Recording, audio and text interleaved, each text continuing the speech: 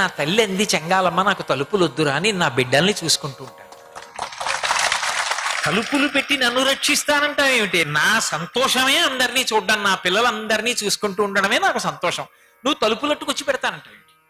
అబోటి నువ్వు 7, 8 మళ్ళీ వేవో వేళలు పెట్టి ఏకాంత సేవని నువ్వు మంగళవాయిద్యం చేసి తలుపేసి తాళం వేసి వెళ్ళిపోతే వాడు వచ్చి అక్కడి నుంచి అమ్మా అంటే నేను వెళ్ళగలను.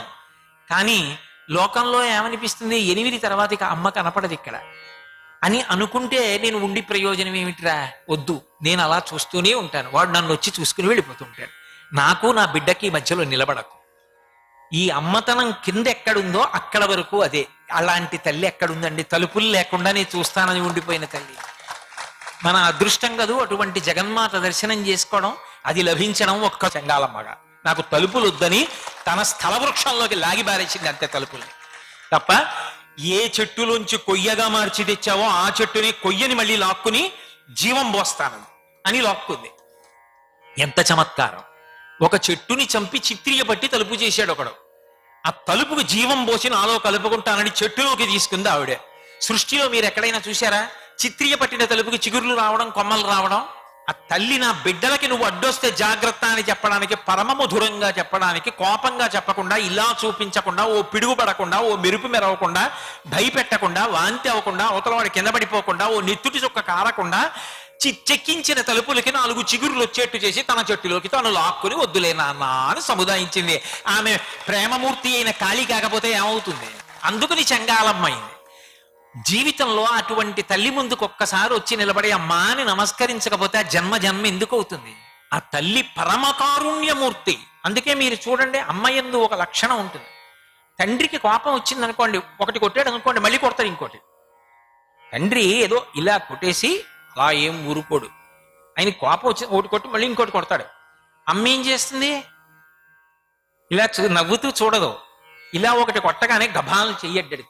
అబ్బా గబుక్కుని కొట్టకండి, ఏ మాడు మీద తగులుతుంది అంటే.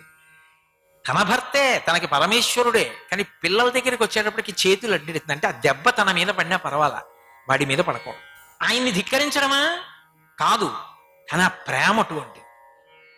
ఈ ప్రేమ అభివ్యక్తమైతే శంకర భగవత్పాదులు అమ్మవారి యొక్క రక్షకత్వాన్ని అద్భుతంగా చూపించారు. మరి నాన్నగారు అలా ఉండకపోతే అందం లేదు. పిల్లలు ఎలా బాగుపడతారు? మరి నాన్నగారు కూడా అమ్మే, అమ్మే నాన్నగారు, నాన్నగారే అమ్మ, ఇద్దరికీ భేదమేమి ఉండదు. కానీ నాన్నగారి ప్రేమలో ఇలా అనడం కూడా ఉండాలి. అలా అనకపోతే వీడు తయారు కాడు. శిల్పికుండేటటువంటి ప్రేమకి, ఆభరణాలు చేసే వాళ్ళ ప్రేమకి కొంచెం తేడా ఉంటుంది. ఆభరణం చేసేటటువంటి వాళ్ళు వచ్చి ఏమీ చేయరు. మైనం ముద్ద తీసుకొచ్చి ఓసారి అలా పెట్టి ఆ చెయ్యి ఎలా ఉందో నాకు ఇవ్వండి, ఆ మైనం ముద్ద చూసి ఆభరణం చేస్తానంటాడు. మూర్తికి ఇంత చిన్న ఇబ్బంది కూడా కల్పించాడు. ప్రకాశం కలిగే ఆభరణం చేస్తాడు. శిల్పి అలా నేనేమీ చేయనండి అంటే శిల్పం రాదు.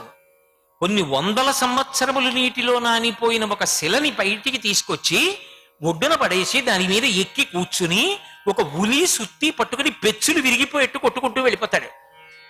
అంతా కొట్టుకుంటూ వెళ్ళిపోయిన తర్వాత ఆఖరికి అందులోంచి ఒక అద్భుతమైన మూర్తి వస్తుంది. ప్రాణప్రతిష్ఠ జరిగాక ఈ శిల్పి కూడా నమస్కారం చేస్తాడు. కానీ కొట్టని శిల్పి శిల్పాన్ని తేగలడా? మైనపు ముద్ద తీసుకొని ఆభరణాలు తయారు చేసే వ్యక్తి ఆభరణం చేయగలడా? ఒకరిలో సున్నితత్వం, ఒకరిలో కొంచెం కాఠిన్యం. కానీ కాఠిన్యం లేకుండా విగ్రహం లేదు, ఈ సున్నితత్వం లేకుండా ఆభరణం లేదు.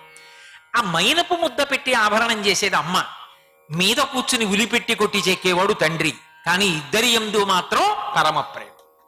అందుకనే అమ్మతనం నాన్నతనంలో, నాన్నతనం అమ్మతనంలో ఉంటుంది. కానీ ఆ తేడా లేకపోతే వాడు లోకానికి పనికొచ్చేవాడు తయారు కాడు. అందుకని తండ్రి ఒకసారి ఇలా అంటాడు, కానీ అమ్మ అలా అన్నం ఒప్పుకోదు. చూసి కొట్టాలి, లెక్క పెట్టి కొట్టాలి, జాగ్రత్తగా కొట్టాలి, చేతులు అడ్డెట్టేసి. మరి నీకు తగలదా? పర్వాలేదు. మీరు చూడండి, లోకంలో ఏదో మంచి పదార్థం వండుతుంది అమ్మ. పిల్లలు అమ్మ చాలా బాగుందమ్మా, ఇంకొంచెం పెట్టవా, ఇంకొంచెం పెట్టవా అని పళ్ళెలు పట్టుకుని వస్తారు. వస్తే ఆ తయారు చేసిన పదార్థం వాళ్ళ పళ్ళెల్లో పెడుతుంది. అందులో పెద్ద కొడుకు అంటాడు, అమ్మ నీకుందా? బోల్డ్ ఉన్నాయిరా, ఏది చూపించు అంటాడు. ఇంకొంచెం తెలివైన వాడైతే, ఏమిట్రోయ్ అనుమానం, నీకు పెట్టకుండా తినేస్తానా?